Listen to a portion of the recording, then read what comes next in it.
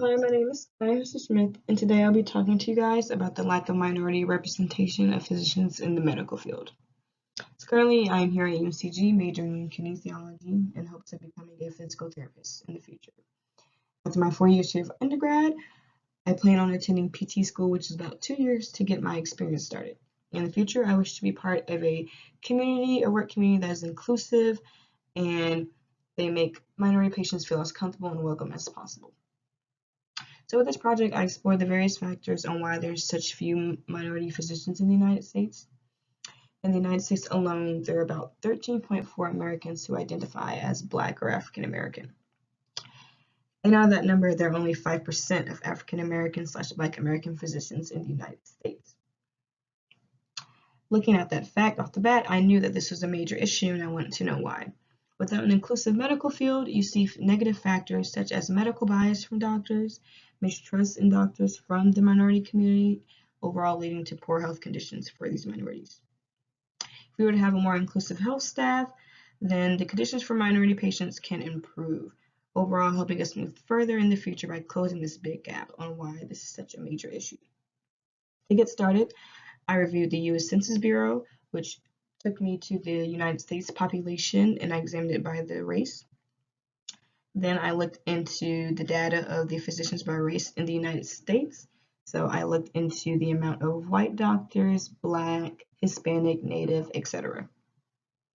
I then looked into scholarly journals that showed me the racial motives in the medical field and research studies stating the impacts that this issues had on the community. So my findings, I had found that racial bias in grade school was very common from teachers. A study has shown that there are 3 main bias beliefs that came from teachers that affected these children. There was color blindness, deficit thinking, and racial discomfort.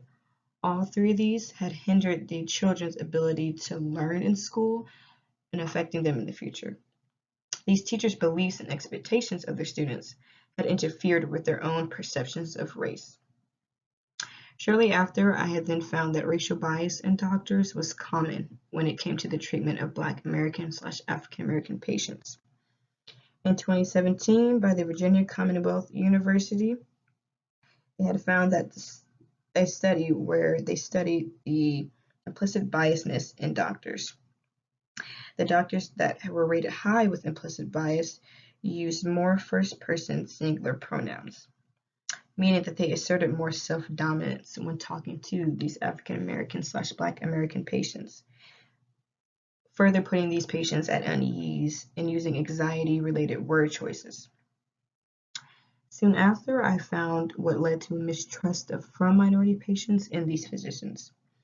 In 2016, there was a study by the Journal of the American Society of Clinical Oncology that studied the oncologist's racial bias.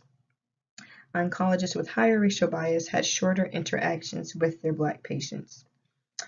The Black patients had rated these doctors as less forbearing, and they often had a lack of understanding. These patients were less likely to recommend this doctor to their peers, and they were less likely to receive or take the recommended treatment that the doctors had given them. When it came to the Black doctors speaking to their Black patients, the Black patients spoke more to them on their health issues than they did their white doctors, and they found that the Black doctors had taken more notes on their patients versus the white doctors taking notes on their Black patients. Shortly after, I had looked and found the mistreatment of minority students in medical training. The Boston University Med School/Med Center had done a study on the residency of minority students in med school, and they found that they experienced more discrimination. It was even said that a student had found that a resident stated that Black resident students need to be kept under close watch versus their white counterparts. The Black students had experienced harsher treatment than their white counterparts and had more feelings of isolation, anxiety, and social discomfort, which overall led them to have a lack of motivation to finish med school. With these findings, it suggests that there are various underlying factors that contribute to the lack of minority physicians in the U.S. Even dating back as far as grade school, minority students are not getting the proper education and encouragement from their peers, thus affecting the health conditions and the outcome of minority patients in the U.S.